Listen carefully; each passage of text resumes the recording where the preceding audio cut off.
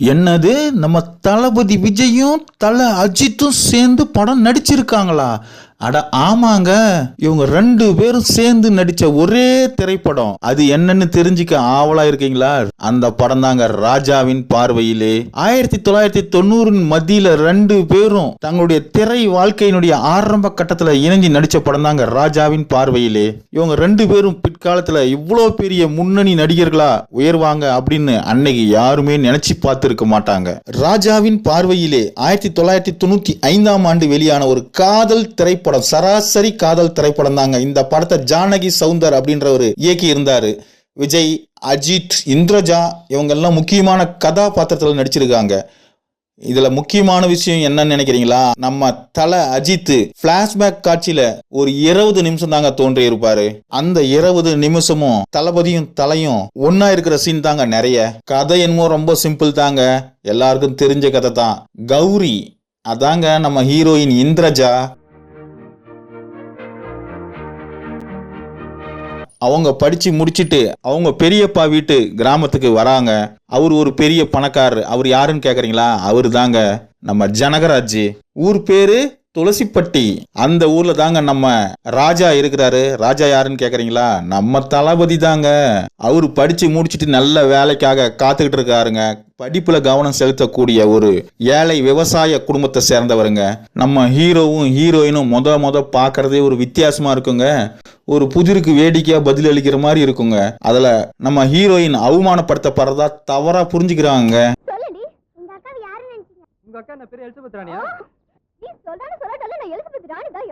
இதுக்கு பதிலடியா அந்த ஹீரோயினுடைய பெரியம்மா நம்ம தளபதிய ஆள் வச்சு அடிக்கிறதுக்கு ஏற்பாடு பண்றாங்க. தளபதி சும்மா விடுவாரா? அதுக்கப்புறம் ஹீரோயினுடைய பெரியப்பா அதாங்க பண்ணையார் நம்ம ஜனகராஜ், அவரு தவறான புரிதலால இது நடந்துடுச்சு அப்படின்னு சொல்லி மன்னிப்பு கேக்குறாருங்க நம்ம ஹீரோ கிட்ட. நம்ம தளபதியோட இங்கிலீஷ்ல பேசக்கூடிய அந்த நாலேஜை பார்த்து நம்ம ஜனகராஜ் ஆச்சரியப்படுறாருங்க. இதையெல்லாம் பார்த்த நம்ம ஹீரோயினுக்கு நம்ம தளபதி மேல லவ் வந்துடுதுங்க. என்னதான் கிட்ட போனாலும் நம்ம தளபதி விலகி போறாருங்க. அதுக்கு காரணம் ஏதோ ஒன்று இருக்குது அப்படின்னு சொல்லி முடிவு பண்றாங்க. அந்த காரணத்தை கண்டுபிடிக்கிறாங்க. அது என்ன காரணம்னு நீங்களும் தெரிஞ்சுக்கிறதுக்கு ஆவலா இருக்கிறீங்களா?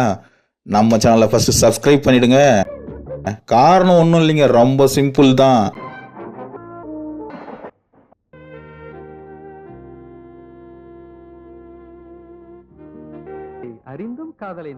அங்கதாங்க நம்ம தலை வராரு. பிளாஷ்பேக்ல நம்ம தலையும் தளபதியும் காலேஜ் ஃப்ரெண்டுங்க. தளபதிக்கு காலேஜ் ஃபீஸ் எல்லாமே கட்டுறதுல நம்ம தலை தாங்க.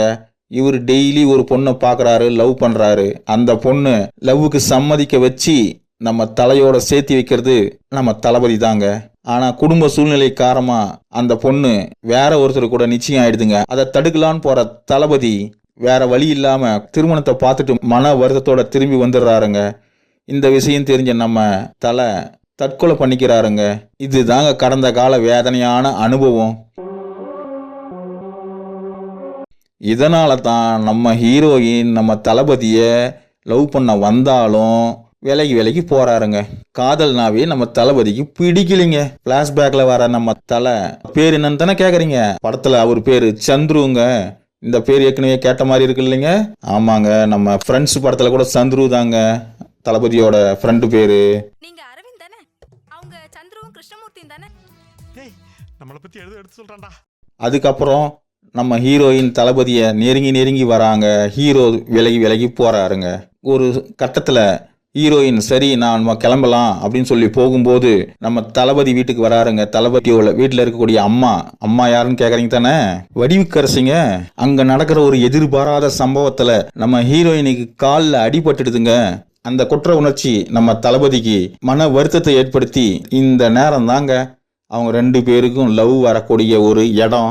இப்போ நம்ம தளபதி நம்ம ஹீரோயினை லவ் பண்ண ஆரம்பிக்கிறாரு.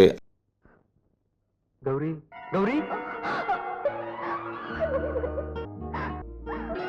இதோட படம் முடிஞ்சிடும் நினைக்கிறீங்களா? அதுதான் இல்லைங்க, இனிமேல் தான் படமே ஆரம்பிக்குது. ஏன்னா லவ்வர்ஸ் 2 பேரும் சேர்ந்தா வில்லன் ஒருத்தன் வரணும் இல்லைங்களா?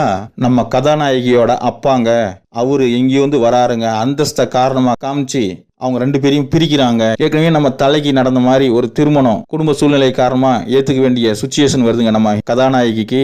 இதுக்கு நடுவுல நம்ம ஜனகராஜ் கதாநாயகியை கூட்டிட்டு வந்து நம்ம தளபதி வீட்டுல விட்டுறாருங்க. அந்த இடத்துல கதாநாயகியோட அப்பா வந்து அடியாட்களை வச்சு நம்ம தளபதியை அடிக்கிறாரு. நம்ம தளபதியோட குடிசை வீட்டை எரிச்சிடுறாருங்க. அந்த டைம்ல ஹீரோயின் குடிசை வீட்டு நெருப்புல போய் மாட்டிக்கிறாருங்க. அதை காப்பாத்த நம்ம தளபதி போறாருங்க. இதை பார்த்த நம்ம கதாநாயகியோட அப்பாவுக்கு மனசு மாறி அவங்க காதலை ஏத்துக்கிறாருங்க. கதாநாயகியோட அப்பாவா நடிச்சிருக்கிற யாருன்னு நினைக்கிறீங்க தானே?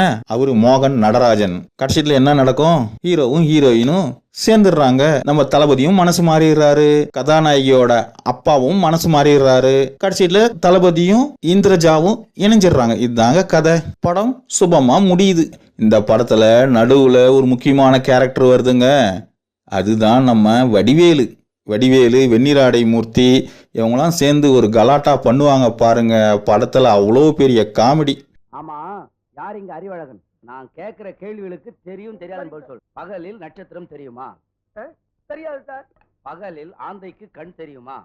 தெரியவே தெரியாது சார். ஆமைக்கு வேகமாக ஓட தெரியுமா? சத்தியமா தெரியாது சார். இவ்வளவு அறிவுள்ள பையனை 18 வருஷமா ஒரே வகுப்புல வச்சிருந்ததுக்காக நீங்க டிஸ்மிஸ். உண்மையிலே நீ அறிவுக்கு அழகன் தான். வடிவேல் படிக்க தெரியாதவரா வந்து ஒரு கலக்கி இருப்பாரு. ஸ்கூல் பையனா நடிச்சிருப்பாருங்க நம்ம வடிவேலு. 1995 வந்த இந்த திரைப்படம் மிகப்பெரிய வெற்றி அடையல்னாலையும் நஷ்டம் கிடையாதுங்க. ஏன்னா குறைந்த பட்ஜெட்ல எடுக்கப்பட்ட இந்த படம் 1.90 கோடி பாக்ஸ் ஆபீஸ்ல கொட்டுச்சு அப்படின்னு சொல்றாங்க. 1995 இந்த 1.90 மிகப்பெரிய தொகைங்க. இந்த படம் நீங்க பாத்திருக்கீங்களா? பார்க்கலன்னா யூடியூப்ல இருக்கு, உடனே பார்த்துடுங்க. முக்கியமா நம்ம தலையும் தளபதியும் வர அந்த 20 நிமிஷத்தை பார்க்க மறந்துடாதீங்க. இந்த படம் உங்களுக்கு பிடிச்சிருந்ததா? நீங்க எந்த ஊர்ல எந்த தியேட்டர்ல இந்த படத்தை பார்த்தீங்க? படம் எப்படி இருக்குன்றது கீழே கமெண்ட் பாக்ஸ்ல கமெண்ட் பண்ணுங்க. அப்படி இன்னும் நம்ம சேனலை சப்ஸ்கிரைப் பண்ணலைன்னா சப்ஸ்கிரைப் பண்ணிடுங்க. தளபதியை பத்தி சொல்லியிருக்கிறோம். தளபதி ரசிகர்கள் எல்லாம் சப்ஸ்கிரைப் பண்ணாமையா விட்டுற போறீங்க? என்னடா புதுசா குட் நைட்லாம் சொல்ற? இது குட் நைட் இல்ல, டாடா.